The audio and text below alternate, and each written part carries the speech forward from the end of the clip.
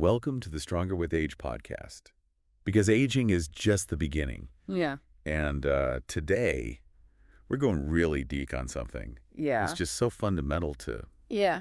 to aging, and how we think about it. Absolutely. And especially when we're talking about care. And that is dignity. Right. It's more than just being polite. It's about really upholding who we are as people. It really is about how we see ourselves and how we're seen by others. Right? And how we treat each other. Yeah, particularly when we're in a position of vulnerability. Exactly. Where we need to rely on others for help. And that's what we're going to explore today. Yes. So we're going to be looking at what it actually means for older adults to receive care with dignity. Right. Now, whether that's in their own home, in an assisted living facility, or a nursing home. And, it really runs the gamut. And, this is just some theoretical idea. No. It has huge implications for well-being, for quality of life, and even how long people live. You're absolutely right. It's really important. Yeah, to get a good grasp of this, we've pulled insights from a whole bunch of different sources for this deep dive. Excellent. So we've got some perspectives from Harvard Medicine Magazine, which, kind of takes that big picture look. That systems level view. At the whole eldercare system. Right. We got some fantastic practical advice from organizations like Lottie and Caring for Care, who are really in the trenches, Yeah, they're doing the work. day to day. Yeah. And then we've also got a really fascinating research article from PMC that goes deep into what dignity means in the context of long-term care. Yeah, in those specific settings. So the mission for today is to really connect all these dots for you. Yes. So we're going to unpack this whole concept of dignity in elder care. And, why is it so vital? Why does it matter so much? What are some of the things that get in the way? Right. What are the barriers of making it happen? And then most importantly, what are some of the concrete, actionable ways that dignity can be promoted and protected so that you, our listeners, can really come away from this discussion with a much deeper understanding of how crucial this is. Absolutely. Okay, so let's dive right in. When we talk about dignity in elder care, what does that actually look like on the ground? Right. It's a big concept. It's a big term, but what are the nuts and bolts of it? What are the core elements? Yeah. According to our sources. Well, Caring for Care, I think, offers a great starting point. They really emphasize the importance of treating each individual with honor, respecting their privacy, and approaching them with empathy. Really putting yourself in their shoes. Yeah. And understanding their perspective. And also really valuing their autonomy. Absolutely. Their right to make their own choices.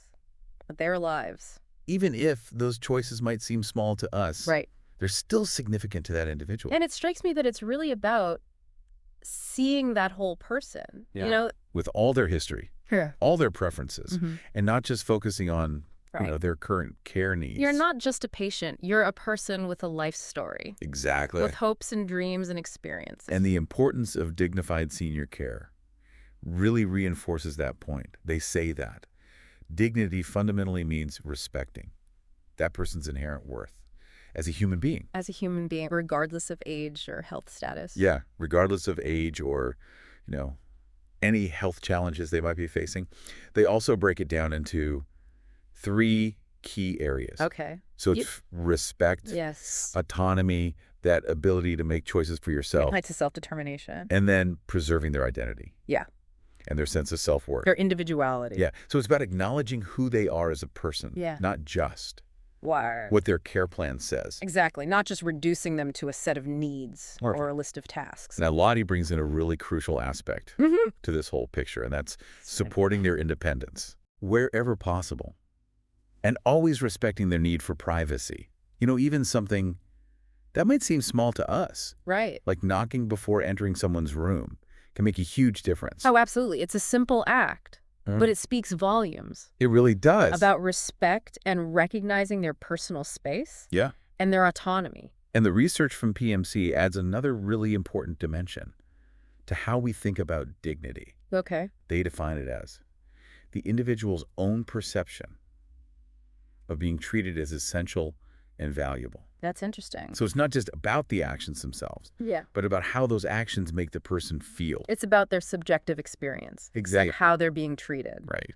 That makes a lot of sense. And they also underscore something that the importance of dignified senior care talks about too, which is that dignity is not a privilege.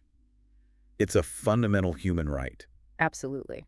So to kind of sum up everything we've talked about so far, it sounds like dignity in elder care Yeah. is really about feeling valued, Yeah. having your choices honored, having your privacy protected, and being recognized as a person with inherent worth, no matter what your circumstances are. No matter your age, no matter your ability, Right. you're still a valuable human being.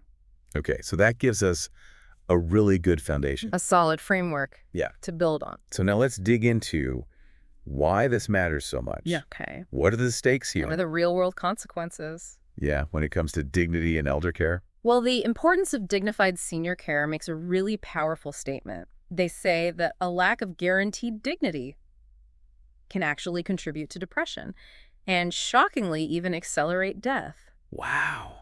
That's a sobering thought. It really is. And it underscores that this isn't just about, someone's comfort or making them feel good. It's not just about being nice. It has much deeper implications. Yeah, it has a direct impact on their physical well-being and even how long they live. It's a matter of life and death in some cases. And several sources emphasize that. It's absolutely essential for overall well-being and quality of life. Lottie, for example, highlights that when people in care homes are treated with dignity, they feel safer. They feel like they're truly being cared for. And ultimately, they're able to experience more happiness within their situation. Yeah, and that sense of safety and feeling well cared for must be so crucial. It is. It creates that foundation of trust between the person receiving care and those providing it. It's a two-way street.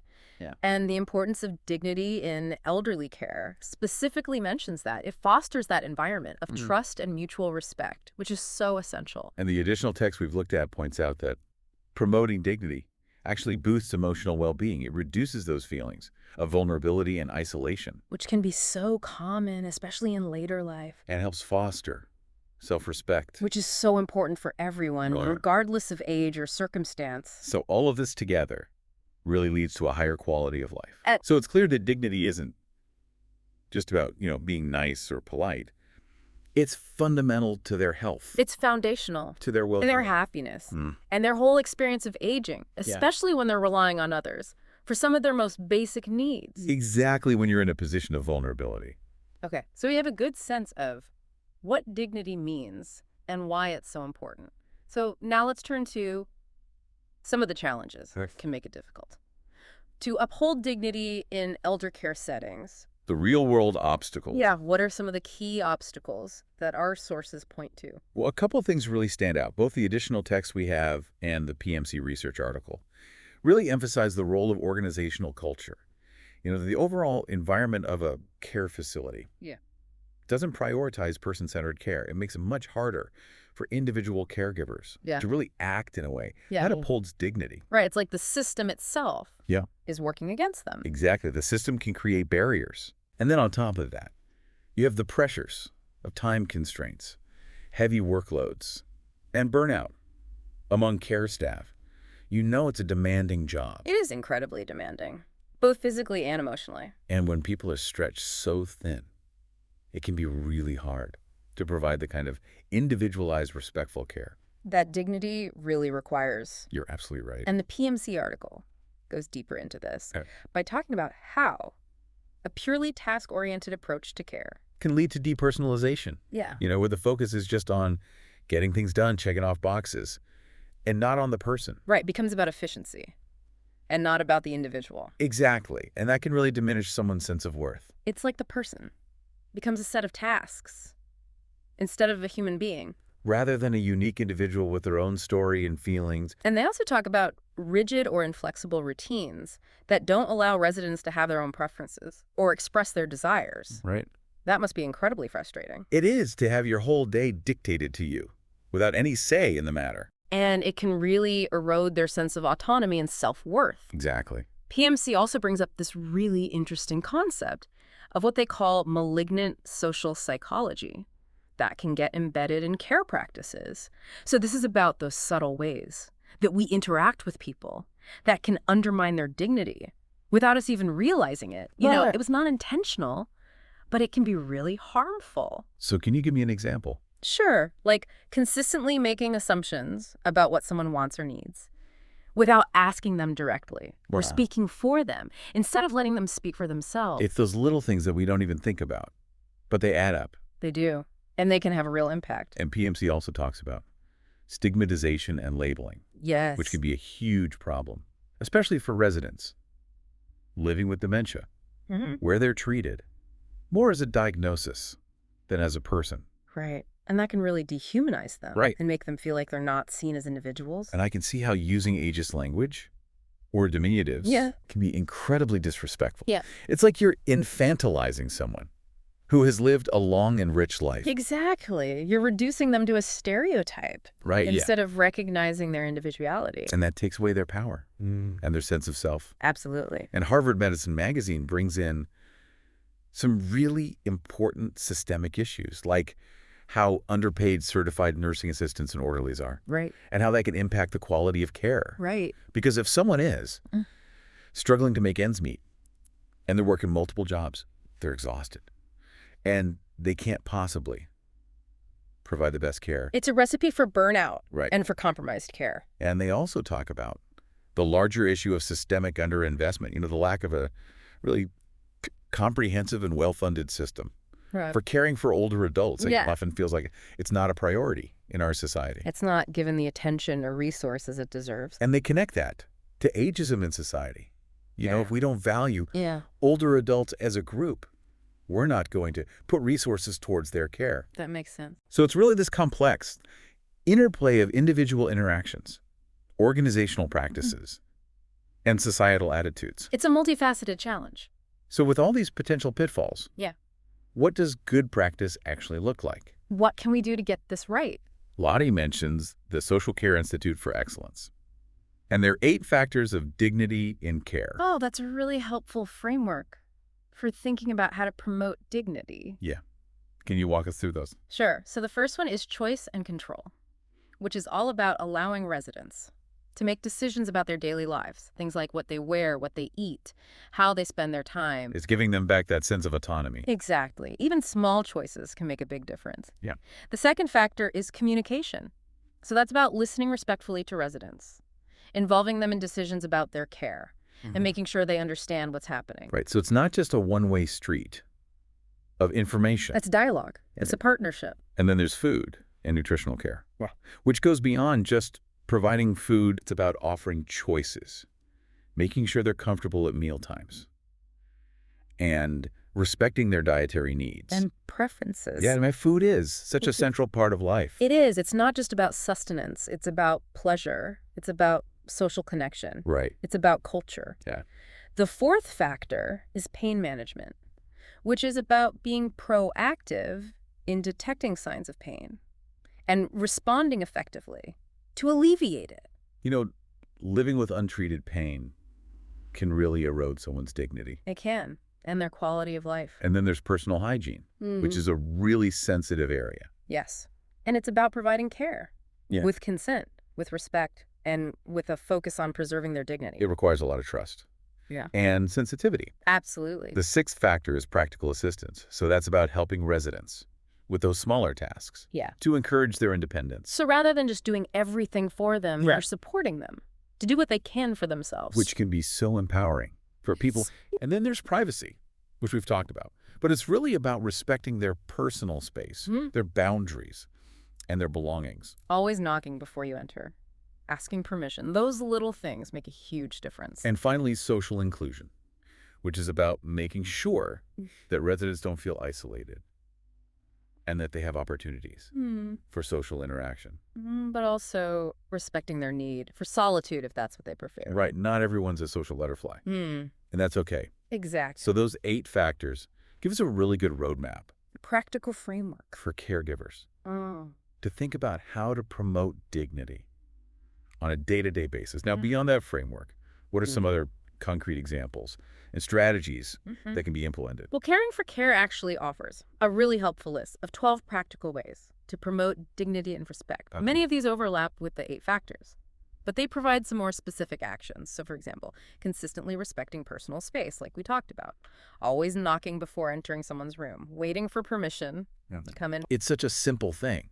but it shows so much respect. It does. It acknowledges their autonomy and their space. And then there's addressing them by name, using their preferred name, any title that they prefer. And always asking how they would like to be addressed, avoiding overly familiar or casual terms, unless they've explicitly said it's okay. Yeah, no honeying or sweetying, unless they've asked for it. Right. Offering choices in care is also really important. And this can be, even small things. Like what time they want to wake up, what clothes they want to wear, what they want to eat, what kind of music they'd like to listen to. Right. Again, it's about giving them that sense of control over their own lives. It's about empowering them to make choices. Promoting independence is another one. Encouraging them to do as much as they can for themselves. And providing the support they need instead of just taking over and doing it for them. And then maintaining their privacy, not just in their personal space, but also during personal care activities. And when handling their belongings, treating their things with respect. And communicating clearly. Yeah. Explaining things in a way that they understand. Using simple language. Checking for understanding. That transparency can really build trust. Yeah, it reduces anxiety, confusion. And shows respect. And supporting their individuality, respecting their beliefs. Their routines, their cultural traditions, and any personal items that are meaningful to them. Those things that make them unique. Exactly. Those things that tell their story. And encouraging social interaction, facilitating visits from loved ones. Arranging group activities, but also, again, respecting their need for solitude, if that's what they prefer. Right. It's about balance. And listening. And responding to their concerns, taking their worries seriously. And doing what you can to address them. It shows that you care. Yeah. That their voice matters. Exactly. And providing comfort during times of distress. Offering reassurance. Asking how you can help. Maybe offering distractions. Or just being present. Sometimes just being there is enough. And respecting their decisions, even if those decisions involve refusing treatment. As long as they have the capacity to understand the consequences of their choices. Right. We're not talking about overriding their autonomy. And maintaining their dignity, even in death, respecting their wishes. Providing compassionate care, handling their remains with respect. So it's really about dignity throughout the lifespan. Exactly. So this whole list really shows us that. Yeah. Dignity is about those small acts of respect more than it is about, grand gestures. It's about a consistent approach. Right. It's about a mindset shift. And Lottie also talks about tailoring care plans to each individual's needs and preferences, and really involving residents in making decisions about their own care and their living environment, giving them that voice, giving them agency. Empowering them to have a say in their own lives. And the importance of dignified senior care talks about creating a comfortable and safe environment, encouraging positive social interaction, and making sure that caregivers are demonstrating empathy, respect, and kindness. In all their interactions. And they also highlight the importance of training and education for caregivers, specifically focusing on person-centered care. These skills don't always come naturally. Right. They need to be taught. They need to be reinforced. And a PMC article brings up person-centered integrated care quality frameworks as being really important for promoting dignity. And Harvard Medicine Magazine points to some innovative models of care, like the Eden Alternative and the Greenhouse Project. Which are designed to really prioritize things like purpose, inclusion, empowerment, and independence. And they also talk about the need to rebalance long-term care towards more home-based services and putting more control in the hands of the clients and their families. So it seems like there's this movement towards a more person-centered